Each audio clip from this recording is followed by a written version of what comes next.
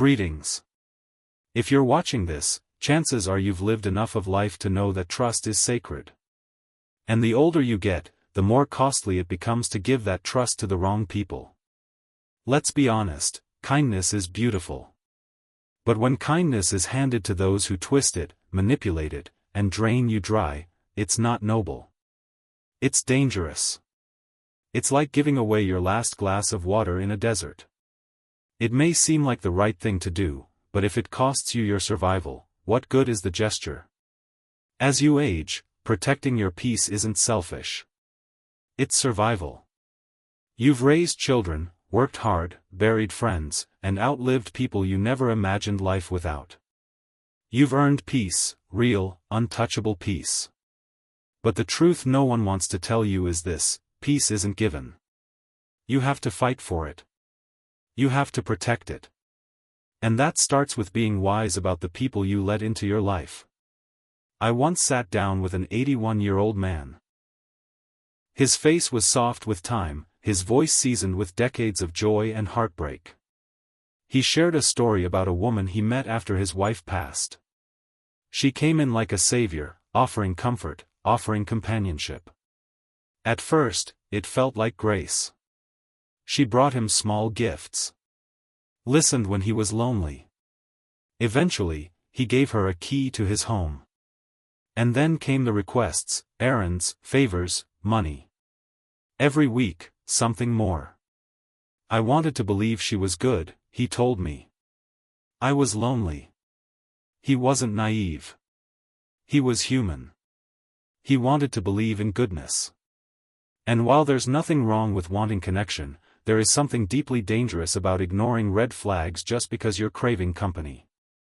So today, I want to share with you 7 kinds of people you should never trust, and never extend unguarded kindness to, especially in your later years. 1. The guilt wielder. This person knows how to twist your past into a leash. They remind you of your mistakes. Not to help you heal, but to manipulate you. They say things like, "You weren't there for me," or "You owe me." They take your regrets and turn them into fuel for control. Maybe you weren't the perfect parent. Maybe you missed moments you wish you could reclaim. But that doesn't mean you now owe your entire pension or every waking hour to someone who only shows up to collect from your guilt. Guilt is not love. It's a prison. And when you make decisions from guilt, you end up sacrificing the peace you worked so hard for. Remember this: you do not have to spend your present paying penance for your past. You deserve joy now. Not exhaustion. Not obligation. 2. The perpetual victim. This one is always in crisis. Everything is always someone else's fault. They're drowning, and you're the lifeboat, every single time. But here's the truth: they don't want to get better. They just want your attention. They want your energy. They want to keep you orbiting around their chaos. You'll tell yourself you're helping. That you're being the bigger person. That it's your job to comfort them. But you'll soon find yourself emotionally wrung out and spiritually empty, wondering why they're never okay, no matter what you do. You are not responsible for someone else's healing. Especially if they don't want to heal. You're not turning your back by setting boundaries. You're protecting your sanity. 3. The boundary breaker. Respecting boundaries is a basic requirement of any healthy relationship. If someone constantly ignores your no, mocks your need for space, or guilts you for taking time for yourself, that's not love.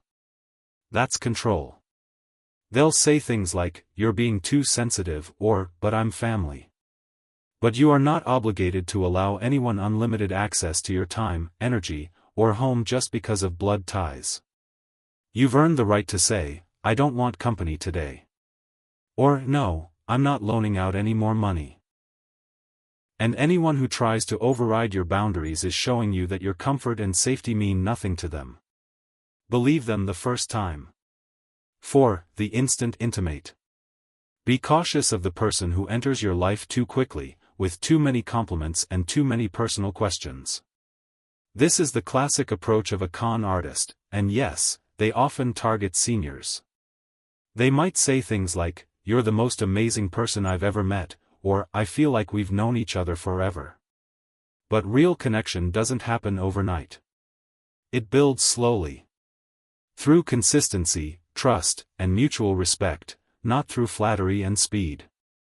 If someone is rushing intimacy, asking for favors, borrowing money, or trying to isolate you from your routine and relationships, pause. Guard your heart. Guard your time. You're not being rude. You're being smart. 5. The gaslighter. Gaslighting is subtle but insidious. It's when someone hurts you and then tells you you're being dramatic. Or they lie and say, "You misunderstood." Or they insult you and then say, "It was just a joke." This kind of manipulation is particularly dangerous as we age. Why? Because when someone repeatedly tells you you're forgetful, emotional, or confused, you may start to doubt your own mind. And once you begin questioning your own memory or instincts, they gain control. If someone consistently denies your truth, undermines your thoughts, or mocks your emotions, don't explain yourself, exit. You've earned the right to trust your own perception. Don't let anyone steal your clarity. 6. The pretend caregiver. One of the saddest truths is that not every helping hand is extended out of love. Some are offered for leverage, for access to your finances, your home, or your vulnerability. These people offer help, then quickly insert themselves into your decisions. They want to manage your money, help with your errands, take over your medical care. But the moment you ask questions, they get defensive. Real caregivers are transparent. They'll show receipts. They'll explain decisions. They'll welcome your participation. If someone gets angry when you assert control over your own life, it's because they weren't trying to help, they were trying to take over. Don't confuse control with care.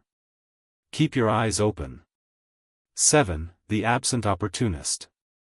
You haven't heard from them in months, sometimes years. But suddenly, they're back. They need a loan. A place to stay. Someone to talk to. And for a moment, it feels good. It feels like connection. But it's not connection. It's convenience. You are not someone's backup plan. You are not a shelter for people who only remember you when they're in need. You deserve relationships where the love flows both ways, where your value isn't tied to what you can give or solve. Let go of people who disappear until they need something. That's not family. That's a transaction. And here's one final category, perhaps the most dangerous of all. The moral manipulator. The person who encourages you to be the bigger person, just forgive, and let things go, not for your healing, but to silence you. To shame you into tolerating abuse, betrayal, or disrespect. Yes, forgiveness is powerful. But it's not an excuse to allow people to keep hurting you. Kindness without boundaries is not a virtue. It's a wound. You don't owe your peace to anyone. You don't have to let toxic people stay in your life just because you've known them a long time. Even virtues must be rooted in wisdom, or they stop being virtues. So, to anyone listening right now who's nodding in recognition, who's thinking about a name, a face, a situation they've been avoiding, you don't need to fight them. You don't need to argue or explain. You simply need to withdraw your energy. You deserve peace. You've walked through storms to get here. And now, you're allowed to say, "I matter. My time matters. My boundaries matter." There is no guilt in protecting your soul. There is no shame in protecting your joy. And if someone's entire relationship with you is based on guilt, convenience, or control, they were never there for you to begin with. Kindness is beautiful. But wisdom is divine. Choose both. And protect what's sacred. If this message resonated with you, consider sharing it with someone who needs the reminder. Someone who feels drained, taken advantage of, or confused about who to trust. Let this be their moment of clarity. You've overcome so much in life. You don't have to keep enduring. Not now. Not anymore.